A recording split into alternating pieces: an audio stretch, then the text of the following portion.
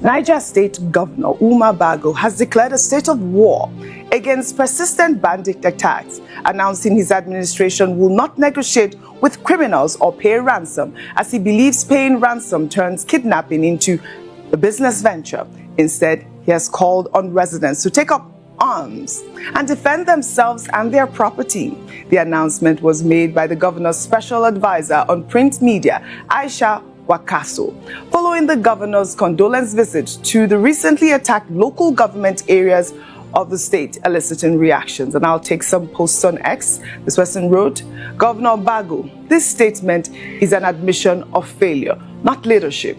You are shielded by the full power of the state, the police, the army, the DSS, and civil defense, yet you tell helpless citizens to defend themselves. Your duty is to protect them, not abandon them.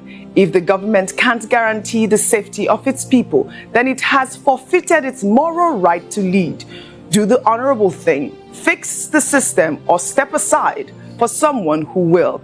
Tolu wrote, well, every ransom paid fuels a parallel economy for criminals. By refusing to negotiate, the government is cutting off their business model. Now it's on them to actually combat and arrest the bandits. This is it. I mean, the huge conversation about whether or not we should be permitted to arm ourselves or carry guns has been a debate for a while. I mean, in the United States where it's allowed, we've seen, I wouldn't say that's the reason for the killings, but what are your thoughts with what Bago has stated now about there's so many different dimensions, yes. I mean, gosh, the first is that he's not the first leader to call for self-help. However, we need to be careful about this narrative around self-help, because when we see self-help happen, we've seen so many instances. For example, there was a group of vigilantes in Edo State. You remember those hunters? They were killed. There are several groups that come up and call themselves self-styled vigilantes, and there have been several skirmishes and instances that have happened, and lives have been lost. So I think we need to be very careful in telling people to help themselves in instances of insecurity, because it can go horribly wrong.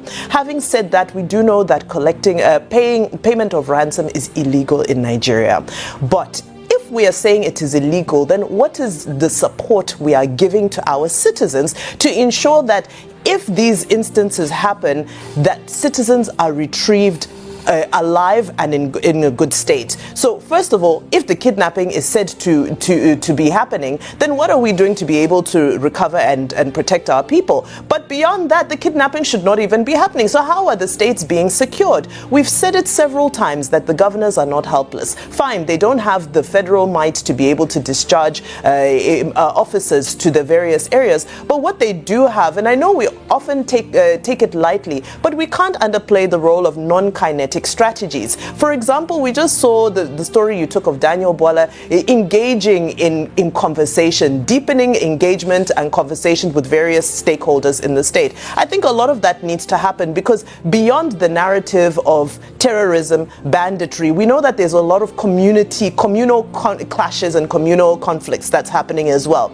However, beyond that, I think Farmer Bago, who we love so much, and the rest of the governors of Nigeria need to start getting more creative with regards to how they're going to deal with insecurity in their states. Yesterday, we saw them at the NEC meeting talking about police reform and reform in police training and so forth. But we're not seeing enough pressure with regards to state police, because it seems this is where the conversation needs to go. However, each time it's brought to the agenda, for some strange reason, it's pushed to the back burner. Oh yes, people are worried that governors will become mini emperors and all of that. But at this juncture that we've reached, I think it's far more important for us to protect lives and property first, and then figure out how to strengthen our institutions to ensure that we don't create some form of mini authoritarianism through the creation of state police. Did you mention the situation in Edo State where there was a young girl who was kidnapped as well? Did you just say that?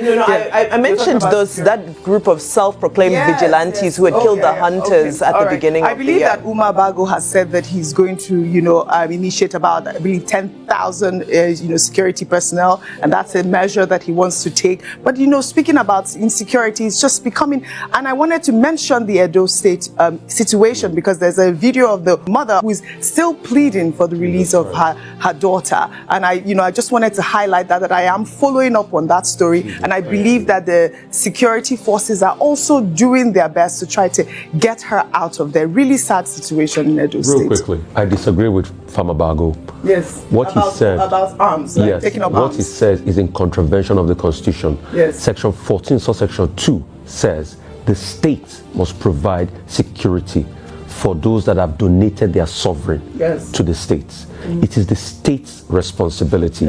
If you say people should arm themselves, then you are abdicating the role of the sovereignty. All right. So All please, right. the state should do their work. That's why we pay taxes, and that's why we do everything we can to submit our sovereignty to the state. Many have argued that is another form of chaos if we all have to it's anarchy, honestly. Like bringing anarchy. I mean, I'm American, so it's kind of America has laws, and that's why we always emphasize respect for the rule of law at all levels, because in a nation where we're still struggling with that, it'll be very difficult to legislate on that. I don't think we're ready for that. And even with their laws, look at everything going wrong with gun violence. As strong as their laws are, look at that. Nigeria is not ready. Gun violence in the United States. You're right.